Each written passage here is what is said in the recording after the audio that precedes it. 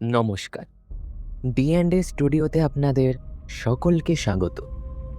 আজ আপনাদের জন্য ডি&ডে স্টুডিওর প্রযোজনায় বিশেষ গল্প ষষ্ঠীপদ চট্টোপাধ্যায়ের লেখা ৭ নম্বর ঘর। ষষ্ঠীপদ চট্টোপাধ্যায় জন্মগ্রহণ করেন ৯ মার্চ ১৯৪১ সালে। তিনি ছিলেন একজন ভারতীয় বাঙালি শিশু সাহিত্যিক, যিনি রহস্য এবং গোয়েন্দা কাহিনী লেখার জন্য খ্যাত। কিশোর বয়স থেকেই সাহিত্য সাধনা শুরু হয় তার। ১৯৬১ সাল থেকে আনন্দবাজার পত্রিকায় রবিবাসরীয়র সাথে যুক্ত হন তিনি। ১৯৮১ সালে তার সৃষ্ট পাণ্ডব গোয়েন্দার কাহিনীর সর্বাধিক জনপ্রিয়তা তাকে দেয়।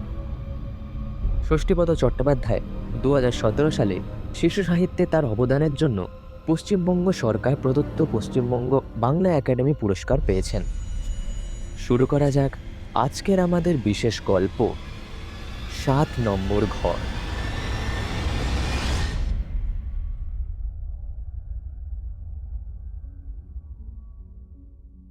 আমি তখন সবে স্কুলের গণ্ডি পেরিয়ে কলেজে ঢুকেছি।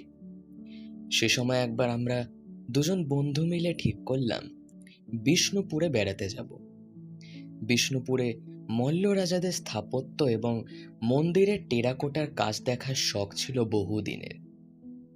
বিষ্ণুপুর তখন এখনকার মতো এত জমজমাট ছিল না। রেল স্টেশনের কাছে একটা দোতলা হোটেল ছিল। এখন সেটা আছে কিনা জানি না। হোটেলের মালিকের নাম ছিল পঞ্চানন সাধুকা, অমায়িক ভদ্রলোক।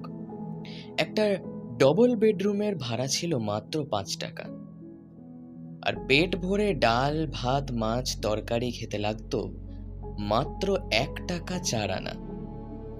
তখন তো এখনকার মতো এত বাসের ব্যবস্থা ছিল না। কাজেই আমরা চক্রধরপুর প্যাসেঞ্জারে চেপে শেষ রাতে বিষ্ণুপুরে যখন নামলাম, তখন ঘন অন্ধকার। সময়টা বোধহয় কার্তিকের শেষ, কাজে একটু ঠান্ডার আমেজও ছিল। সে যাই হোক, শেষ রাতে সেই অন্ধকারে আমরা পায়চারি করতে করতে ভোরের প্রতীক্ষা করতে লাগলাম। আমরা যখন এইভাবে পায়চারি করছি, তখন কোথা থেকে একটা বেটে খাটো ঘাড়ে গদ্দানে লোক এসে জিজ্ঞেস করলো, বাবুরা কোত্থেকে আসছেন? আমরা আসছি হাওড়া থেকে। বিষ্ণুপুর বেড়াতে এসছেন বুঝি? হ্যাঁ। তো কোথায় উঠবেন কিছু ঠিক করেছেন? না, আপাতত ঠিক হয়নি, আগে সকাল হোক, তারপর দেখা যাবে। লোকটা এবার উৎসাহিত হয়ে হাত কচলাতে কচলাতে বলল, আমার স্টেশনের সামনে একটা হোটেল আছে, ভালো হোটেল।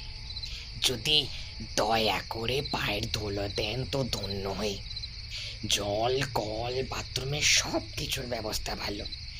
এমন হোটেল এই অঞ্চলে দুটি নাই। আমরা দুজনে একবার পরস্পরের দিকে তাকালাম, তারপর বললাম, স্টেশনের সামনে বলতে কি একেবারে সামনে, না একটু যেতে হবে? একটু যেতে হবে না বাবু, ওই তো ওই যে দেখা যাচ্ছে। আমরা ওর কথায় রাজি হয়ে ওর সঙ্গে স্টেশনের বাইরে এসে সেই হোটেলেই ঢুকলাম। হোটেলের মালিক পঞ্চাননবাবু তখন সবে চেয়ারটিতে এসে গুছিয়ে বসেছেন। আমরা গিয়ে তাকে নমস্কার জানিয়ে ঘর চাইতে উনি বেটে খাটো লোকটিকে বললেন, যাও তো হে সিধু, বাবুদের ঘর দেখিয়ে দাও। হোটেলটি ছোট হোক, তবে বেশ পরিষ্কার পরিচ্ছন্ন। আমরা সিধুর সঙ্গে দোতলায় উঠে প্রথম যে ঘরখানি দেখলাম, সেটিকেই পছন্দ হলো। আমরা অবশ্য ঘরের ভেতরে ঢুকলাম না, বাইরে থেকেই দেখলাম। পরিপাটি করা বিছানা, সাজানো গোছানো সুন্দর ঘর। দরজাটা হাট করে খোলা ছিল। সিধু দরজাটা টেনে বন্ধ করে বলল, চলুন ওদিকের ঘর দেখাই। কেন? এই তো একটা ভালো ঘর ছিল যে। এই ঘরটা নয় বাবু, এটা ৭ নম্বর ঘর। এটা একটু আগেই বুক হয়ে গেছে। আপনাদের জন্য অন্য ঘর দেখাচ্ছি। আমার বন্ধুটির নাম গোরা, ভয়ানক একরোখা সে। বলল, হয়ে গেছে মানে? এ ভোরে আমরাই তো প্রথম যাত্রী এ। তাছাড়া এ ঘরে অন্য কেউ এলে তো কিছু মালপত্র তো থাকবে। কই, মালপত্র থাকলে তো দরজা বন্ধ থাকার কথা। ঘরে লোক নেই, কিছু নেই, দরজা হাট করে খোলা হয়ে গেছে বললেই হলো। আমি বললাম, তোমাদের যদি বেশি ভাড়ার দরকার হয় তো সেই কথা বলতেই পারতে, আমরা কি দিতাম না? সিধু একটু আমতা আমতা করে বলল, এ, না না, মানে আপনারা আমার কথা বিশ্বাস করছেন না তো। যাই হোক, ঘর যখন খালি তখন আপনারা ঢুকুন। আমার মনে হয় আমি যখন স্টেশনে গেছি সে সময় হয়তো চলে গেছে ওরা। গোরা বলল, সে যাকগে, আমাদের দরকার নেই কোনো। এ ঘরই আমাদের পছন্দ, এ ঘরেই আমরা থাকবো। তুমি যাও এখন চটপট আমাদের জন্য 2 কাপ চা বানিয়ে আসো দেখি। সিধু চা আনতে নিচে গেল। একটু পরেই শুনতে পেলাম পঞ্চানন বাবুর গলা।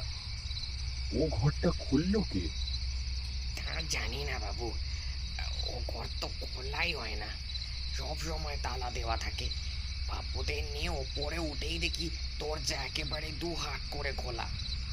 ওরা দুটো কি ওই ঘরেই থাকতে চায়? হ্যাঁ, আমরা বিছানায় আধশোয়া হয়ে সবই শুনলাম। একটু পরেই সিধু এসে চা দিয়ে গেল। আমরা চা খেতে খেতে খোলা জানলা দিয়ে বাইরের দিকে তাকালাম। বাইরে তখনও অন্ধকার। একটি দুটি করে পাখির ডাক কানে আসছে তখন। খুব ভালো লাগছে পরিবেশটা। চা খাওয়া শেষ করে গোরা বলল, যাই, বাথরুমে কাজটা সেরে আসি এবার। আমি এলে তুই যাবি, ঠিক আছে? এই বলে গোরা বাথরুমের দিকে যেই এগোলো, অ্যাটাচ বাথ, কিন্তু এ কি, বাথরুমের দরজা ঠেলতে গিয়ে দেখলো দরজাটা ভেতর থেকে বন্ধ। গোরা একটু রাগী প্রকৃতির ছেলে। সে দরজা জোরে ধাক্কা দিয়ে বলল, এই, কে আছো ভিতরে? শিগগিরই বেরিয়ে আসো। বলার সঙ্গে সঙ্গে ভিজে শাড়ি পরা এক তরুণী চকিতে দরজা খুলে গোড়ার পাশ কাটিয়ে বেরিয়ে সেই চোখের পলকে ছাদের সিঁড়ি বেয়ে উঠে গেল। আমরা দুজনেই হতভম্ব। এ কি রে বাবা, এতক্ষণ রয়েছি এখানে অথচ ওর কোনো অস্তিত্বই বুঝতে পারিনি। অবশ্য এমনও হতে পারে আমরা রয়েছি বলেই ভেতরে ঢুকে অপ্রস্তুতে পড়ে গেছিল সে, লজ্জায় বেরোতে পারছিল না। কিন্তু যদি না গোরা বাথরুমে যেত, যদি আমরা চা খেয়েই দরজায় তালা দিয়ে বাইরে যেতাম, তাহলে তাহলে কি করতো? তা সে যাই হোক, আমাদের মাথা ব্যথা নেই।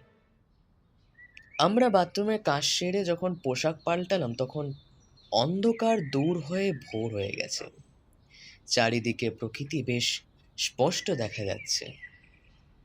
পাখির ডাক আরো বেশি করে শোনা যাচ্ছে তখন। জানলা ফ্রেমে লাল মাটির প্রান্তরার ঘন সবুজের শোভা দেখে চোখ জুড়িয়ে গেল। আমরা ঘরে তালা লাগিয়ে বেরিয়ে এলাম। তারপর একটা সাইকেল রিক্সা ভাড়া করে গোটা বিষ্ণুপুর ঘুরে দেখব ঠিক করলাম। রিক্সাওয়ালা 3 টাকার বিনিময়ে সব কিছু ঘুরিয়ে দেখাতে রাজি হলো। আমরা মাঝে মধ্যে তাকে জল খাবার খাওয়াতে লাগলাম। প্রথমেই আমরা মদনমোহন মন্দির দেখলাম, তারপর রাসমঞ্চ, দলমাদল কামান, লাল দিঘি হয়ে গভীর বনের ভেতর ঢুকলাম বিষ্ণুপুরের নূরজাহান লালবাইয়ের নতুন মহলের ধ্বংসস্তূপ দেখতে। আমরা নতুন মহলের চারদিক ঘুরে দেখতে দেখতে পেছন দিকের বাগানে এসে অবাক হয়ে গেলাম। সেখানে ঘন ঘাসের ওপর শতরঞ্জি পেতে এক সুবেশা তরুণী টিফিন কৌটো খুলে খাবার ভাগ করছে। আমরা যেতে আমাদের চোখে চোখ পড়তে হেসে বলল, আপনারা কাল রাতে চক্রধরপুর প্যাসেঞ্জারে এসেছেন না? হ্যাঁ। তা আপনি কি করে জানলেন? আমরাও ওই গাড়িতেই এসেছি। তা কোথায় উঠলেন? স্টেশনের সামনে ওই হোটেলে? আমরা ওই হোটেলেই উঠেছিলাম। ওই সিঁড়ি দিয়ে উঠেই প্রথমে যে ঘর, তাই তো? 7 নম্বর ঘর। সে কি, তারপর যেই না শুনেছি এই ঘরে একবার একটা খারাপ ঘটনা ঘটে গিয়েছিল, সেই থেকেই উপদ্রব হয়, অমনি পালিয়ে এসেছি ওখান থেকে। আমার স্বামীর আবার ভূতের ভয় খুব তো। গোরা আর কিছু জিজ্ঞেস করবার আগেই আমি ওর হাতে টান দিলাম। চল চল, দেরি হয়ে যাচ্ছে বলে বনের বাইরে এসে বললাম, আর এক মুহূর্ত এখানে নয়, ওই হোটেলে আমি আর ঢুকছি না ভাই। এবার বুঝতে পারছিস তো ভোরবেলা বাথরুম থেকে কে বেরিয়েছিল? গোরা চমকে উঠে বলল, তাই তো, ওর কথা একদম ভুলে গিয়েছিলাম। ঠিকই তো, তবে আমরা হয়তো অহেতুক কল্পনা করছি। ও মেয়েটি ভূত না হয় মানুষও হতে পারে। আমার মন কিন্তু গোরার এই কথায় সায় দিল না। আমরা বেশ বেলা পর্যন্ত চারদিক ঘুরে বেরিয়ে স্নান খাওয়ার পর ঘরের দরজা বন্ধ করে তেড়ে একটা ঘুম দিলাম। বিকেলবেলা ঘুম থেকে উঠে দেখলাম হোটেলের অন্যান্য ঘরে আরো অনেক যাত্রী এসেছে। দেখে বেশ আনন্দই হলো। আমরা চাটা খেয়ে আশেপাশের লোকেশনগুলো আরো একটু ঘুরে দেখতে চললাম। সন্ধ্যের পর হোটেলে ফিরে এসে রাতের খাওয়া খেয়ে অন্য ঘরের দু একজন ভদ্রলোককে ডেকে এনে মেতে ওঠা হলো জোর তাস খেলায়। আমি অবশ্য তাস খেলা জানতাম না, তাই শুয়ে শুয়ে গল্পের বই পড়তে লাগলাম। তাস খেলা শেষ হলে ওরা সবাই শুতে চলে গেল, আমরাও শয্যা গ্রহণ করলাম। তারপর আলো নিভিয়ে শুধুমাত্র ব্লু রঙের ডিম লাইট জেলে রেখে দুজন শুয়ে শুয়ে ভোরের মেয়েটির কথা আলোচনা করতে লাগলাম। গোরা বলল, খুব ভুল হয়ে গেল। ভদ্রমহিলার মুখে ওই ঘরের দুর্নাম শোনার পরও পঞ্চানন বাবুকে জিজ্ঞেস করা হলো না তো ওই মেয়েটি কে? যেই হোক, আমাদের যা দেখার তা তো দেখা হয়ে গেছে। কাল সকালেই আমরা চলে যাচ্ছি, অতএব কিছুরই দরকার নেই আজ। কোনো রকমের রাতটা কাটাতে পারলে আর আমাদের পায়কে। রাত তখন কত জানি না, হঠাৎ বাথরুমের ভেতর প্রচণ্ড একটা শব্দ হলো। ঠিক মনে হলো কে যেন একটা বালতিকে সশব্দে লাথি মেরে ফেলে দিল, অথবা শ্যাওলায় পা পিছলে বালতি শুদ্ধ হুমড়ি খেয়ে পড়ল কেউ।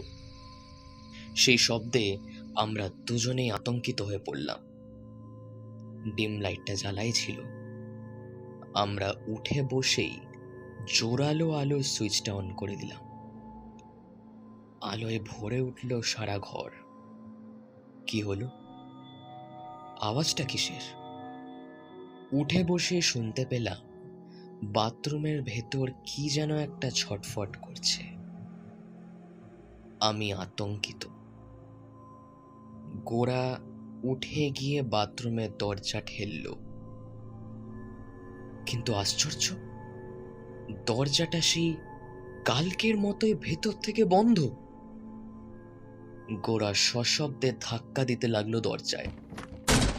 কে আছো ভেতরে? শিগগিরই দরজা খোলো, খোলো বলছি। বাথরুমের ভেতর থেকে তখন নারী কণ্ঠের চাপা একটা আর্তনাদ ভেসে এলো। আমরা দুজনেই একসঙ্গে গায়ে চড়ে বন্ধ দরজায় ধাক্কা দিতে লাগলাম। হঠাৎ দরজাটা খুলে গেল দুহাত করে, আর তারপরে যে দৃশ্য চোখে পড়ল তাতে আমরা দুজনে শিউরে উঠলাম। দেখলাম বাথরুমের চৌবাচ্চায় ভর্তি জলে হোমড়ি খেয়ে পড়ে আছে এক তরুণী, খাড় মাথা জলের তলায়। অসহায় একটা হাত দেওয়াল ধরে আছে, পা দুটো বেঁকে মুড়ে স্থির। ক্ষীণ একটু রক্তের ধারা গড়িয়ে আসছে জলের স্রোতে। গোরা ছুটে গিয়ে তরুণীকে জল থেকে টেনে তুলতেই আমরা বিস্ময় হতবাক। এ তো সেই সকালের মেয়েটা। আজ এ তো সেই আজ দুপুরে লালবাইয়ের নতুন মহলের বনের ভেতর যাকে দেখলাম আমরা, সেই দৃশ্য আমরা বেশিক্ষণ দেখতে পারলাম না। আমরা তখনই বেরিয়ে এলাম ঘর থেকে। বেরিয়ে এসে চেঁচামেচি করে হোটেলের সবাইকে ডেকে তুললাম। পঞ্চানন বাবুকে ডাকলাম, কিন্তু কোথায় কি তখন? সব ফাঁকা, কিচ্ছু নেই। আমাদের কথা শুনে পঞ্চানন বাবু বললেন, কি আর বলি বলুন আপনাদের, এ ঘর তো আমি দিতেই চাইনি, আপনারাই জোর করে নিলেন। ঘটনাটা হচ্ছে, বছর 2 আগে এক দম্পতি এখানে এসেছিল ঘুরতে। একদিন রাতে এক বীভৎস ঘটনা ঘটে যায়। মহিলা সম্ভবত মাঝরাত্রে বাথরুমে গিয়েছিলেন, তারপর হয়তো পা পিছলেই হুমড়ি খেয়ে চৌবাচ্চায় পড়ে যান। বাথরুমের দরজাটা ভেতর থেকে লক করা ছিল। তারপর পুলিশ আসে, তদন্ত হয় আর ওই ঘরে যারা থাকতে চায় তারা প্রত্যেকেই বলে যে সেদিন রাত্রে তারা বাথরুম থেকে এক নারীর চিৎকারের আওয়াজ পেয়েছিল। তারপর এই ঘটনাটা যখন রটে যায়, তারপর থেকেই ঘরে কেউ থাকতে চায় না। আমরাও তাই আর কাউকে ভাড়া দিই না। এটা সব সময় তালা বন্ধ হয়ে থাকে, কিন্তু কাল ভোরে যে কে তালা খুললো, সে যেই খুলুক, আমরা তার পরের দিনই বেরিয়ে গেছিলাম। পঞ্চানন বাবুর টাকা পয়সা মিটিয়ে দিয়ে পরদিনই আমরা বিষ্ণুপুর ত্যাগ করেছিলাম।